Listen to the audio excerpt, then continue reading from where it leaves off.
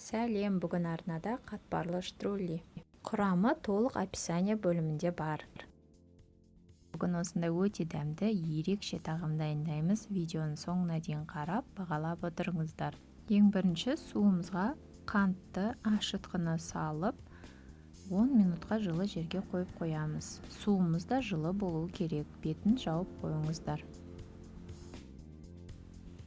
Осылай беті көпіргеннен кейін ұнымызға тұз салып, оны араластырып, үстінен осы ашытқымызды құйып, суды құйып, қамыр ашытамыз. Суларыңыз міндетті түрде жылы болсын.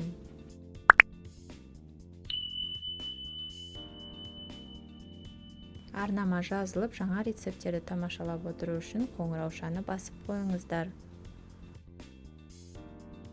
Кішкене ғана қолымызды майлап, осылай жасап, бетін жауып, жылы жерге қоямыз. Ал енді подливасына көшеміз. Ол үшін біз етімізді үлкен бөліктерге бөліп турауымыз керек.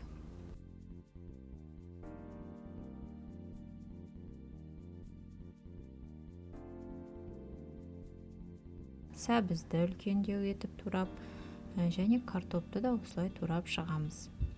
Пиязды да үлкен қып турап шығыңыздар.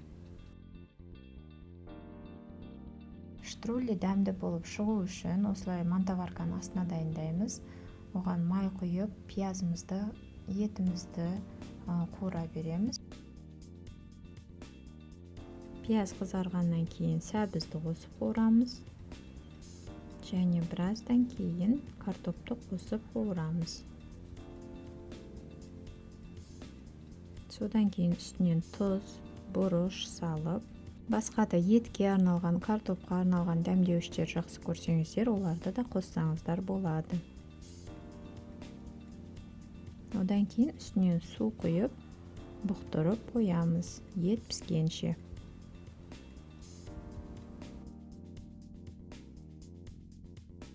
Қамырымыз біраз көтерілгесін осылай бір рет басып қоямыз. Енді дайын болған қамырымызды осылай үстел бетіне алып, жаятын боламыз. Жұқа етіп, 2 мм-де етіп жайсаңыздар болады.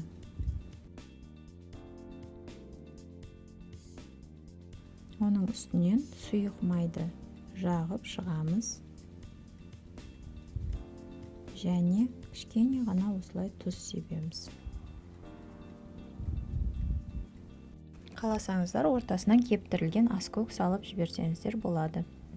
Одан кейін осылай орап шығамыз. Лайк басып қолдап отырайық.